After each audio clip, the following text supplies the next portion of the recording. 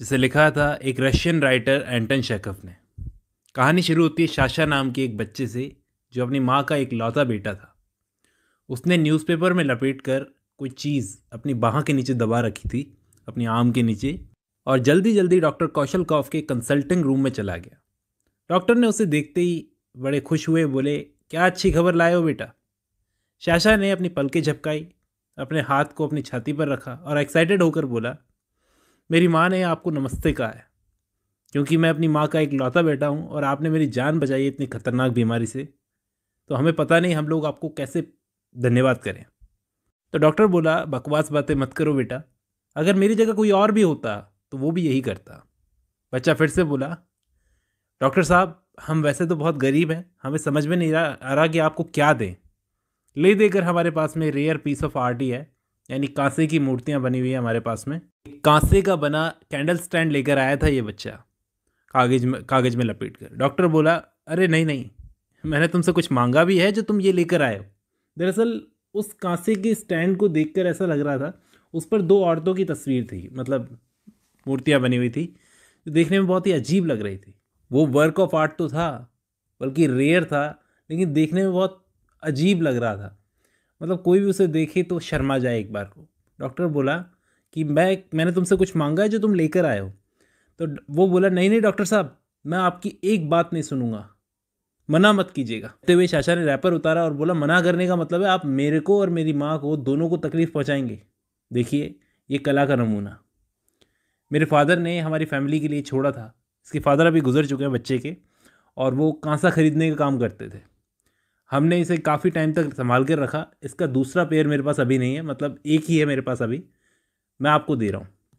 देखो, मेरे फादर कांसा खरीदते थे और उन लोगों को भेजते थे जिनको इसकी कदर हो, इसलिए मैं आपको देने को आया हूँ। आप ज़रूर इसकी कदर करेंगे।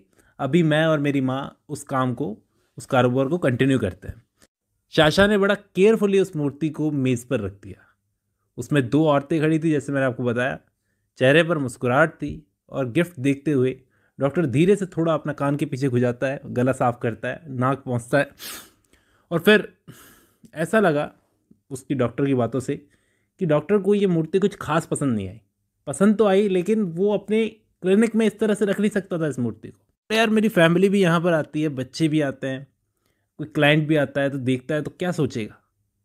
तो चाचा थोड़ा नाराज़ होता हुआ बोला, डॉक्टर साहब, आप इसको कला के नज़रिए से देखिए ना, ये वर्क ऑफ आर्ट है, आप उस तरीके से देखिए मत इसको।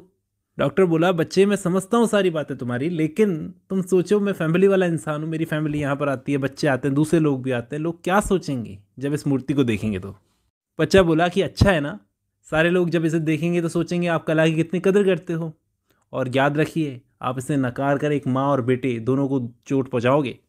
डॉक्टर किसी भी तरह की बहस करने के मूड में नहीं था, इसलिए उसने कहा कि रख जाओ। शाशा उस कैंडल स्टैंड को वहीं छोड़कर चला गया, और डॉक्टर काफ़ी देर तक देखता रहा उसे, सोचता रहा, चीज़ तो अच्छी है, इसे फेंक नहीं सकता, लेकिन रख भी तो नहीं सकता। अब दिक्कत यह है कि इसे किसे गिफ्ट करूं, किसको चिपकाऊं। काफ़ी देर सोचने के बाद में उसे याद आई अपने एक वकील दोस्त की। ओहो, उसकी याद आई कि हाँ यार, उस आदमी ने मेरी लीगल लेन देन में कुछ मदद की थी, अब उसे पैसे देने, पैसे वो लेगा नहीं, उसे ये चिपका सकता हूँ मैं। मतलब वो मेरा दोस्त है, पैसा तो लेगा नहीं, गिफ्ट तो ले सकता है, शादीशुदा भी नहीं है, कोई प्रॉब्लम नहीं है, वो रख लेगा। फिर बिना वक्त ज़ाया किए डॉक्टर ने अपनी टोपी पहनी, कोट पहना, और तुरंत उस वर्क ऑफ आर्ट को उठाया, उस कैंडल स्टैंड को, और चल दिया अपने वकील दोस्त के पास में। पहुंचते ही अपने वकील दोस्त से बोला, और दोस्त कैसे हो, तुमने मेरी बहुत मदद की है यार, पैसे तो तू लेगा नहीं, चल तेरे लिए एक कीमती गिफ्ट लेकर आया हूँ, देख ये रेयर पीस ऑफ आर्ट। वकील ने उसे देखते ही बोला, यार कितनी शानदार चीज़ है। बहुत खुश हुआ वकील उसे देखकर, बेशकीमती नमूना है। हंसकर बोला, यार तूने, बनाने वाले ने इसको कैसे बनाया होगा, और तुझे ये एंटीक चीज़ कहाँ से मिली। मत पूछ भाई, ये सब मत पूछ, तू रख ले बस। वकील बोला, नहीं यार, मैं नहीं रख सकता इसे, कैसी बातें कर रहा है। डॉक्टर ने पूछा, क्यों। बोला, भाई मेरी माँ यहाँ पर आती है, कभी कभी क्लाइंट्स भी आते हैं, और मेरे नौकर यहाँ पर देखेंगे तो मुझे बहुत शर्म आएगी। डॉक्टर बोला, बकवास मत कर, मना करने की कोशिश मत करना, मुझे कुछ नहीं सुनना, तू बस इसे रख रहा है, अगर मना करेगा तो सोच ले तू मुझे चोट पहुंचाएगा। आखिर बहुत ज़िद के बाद में वो डॉक्टर वहाँ से उस कैंडल स्टैंड को वहीं रखकर उसे पीछे छुड़ाकर घर भाग आया। अब वकील ने उस वर्क ऑफ आर्ट को देखा, छुआ, अपनी उंगलियां चलाने के बाद सोचने लगा, यार क्या करूं इसका, मैं किसे चिपकाऊं इसको। वो सोचता है, नो डाउट यार ये बहुत अच्छी चीज़ है, लेकिन इसे फेंकना सही नहीं होगा, रख भी तो नहीं सकता। शाम को एक कॉमेडी शो है, वहाँ पर जा रहा हूँ, शशकिन नाम का एक कॉमेडियन है, मैं उसे जानता हूँ, उसे गिफ्ट कर दूंगा। आखिर वकील ने भी मौका देखकर शाम को कॉमेडियन शशकिन को वो वर्क ऑफ आर्ट चिपका दिया, वो कैंडल स्टैंड, जिसकी काफ़ी लोगों ने तारीफ की उसे मिलते ही।